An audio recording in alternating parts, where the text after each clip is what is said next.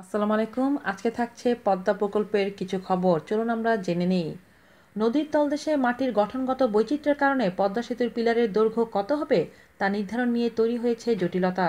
প্রকৌশলীরা বলছেন পদ্মার তলদেশের নিচে আরেকটা পদ্মার অস্তিত্ব রয়েছে বলে মনে হচ্ছে, কারণ কোনোভাবেই পিলার গাঁথা যাচ্ছে না। এই পর্যন্ত পিলার গাঁথার জন্য যতবার চেষ্টা করা হয়েছে ততবারই ব্যর্থ হয়েছেন প্রকৌশলীরা। জানা গেছে পিলার গাঁথার জন্য যখন পদ্মার তলদেশের মাটির গভীরে পিলার গাঁথা হচ্ছে, সেসব পিলার কোথায় যে হারিয়ে যাচ্ছে তারও কোনো হদিস নেই। বিশেষজ্ঞরা বলছেন পদ্মার নিচে আরেকটা পদ্মার অস্তিত্ব রয়েছে বলে মনে হচ্ছে। ফলে মাওয়া প্রান্তে পুরোদমে পাইলিংয়ের কাজ শুরু করা যাচ্ছে না। তবে প্রকল্প পরিচালক বলছেন সম্প্রতি দেশি বিদেশি পরামর্শকরা এই সমস্যার সমাধান করতে পেরেছেন। শীঘ্রই নদীর দুই প্রান্তে একসাথে পুরোদমে পাইলিংয়ের কাজ শুরু হবে। এছাড়া বিশ্বের সর্বোচ্চ ক্ষমতাসম্পন্ন একটি হ্যামার যোগ হওয়ার কাজে অগ্রগতি হবে বলে আশাবাদী তারা।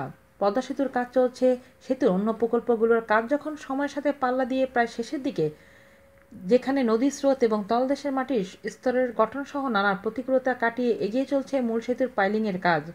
৬.১৫ কিলোমিটার দীর্ঘ সেতুতে পিলার থাকবে ৪২টি। এক একটি পিলারের প্রাথমিক দৈর্ঘ্য ধরা হয়েছে ১২০ মিটার। তবে শুরু থেকেই নদীর মাওয়া প্রান্তে মাটির তলদেশের গঠন বৈচিত্র্যের কারণে দৈর্ঘ্য নিয়ে জটিলতা দেখা দেয়। এই প্রান্তে ৬ ও ৭ নম্বর পিলারের কাজ ধরা হলেও পরে তা অর্ধসমাপ্ত রেখেই কাজ সরিয়ে নেওয়া হয় জাজিরা প্রান্তে। এখানে ৩৬ থেকে ৪২ নম্বর পিলার পর্যন্ত কাজ চলছে পুরোদমে। মাওয়া প্রান্তে ১ নম্বর এবং ৬ থেকে ১২ নম্বর পিলারের দৈর্ঘ্য কত হবে তা এখন পর্যন্ত নির্ধারণ করা যায়নি। ফলে অন্য পিলারগুলোর কাজ ধরা হলেও বন্ধ আছে এ কয়টি পিলারের কাজের জন্য।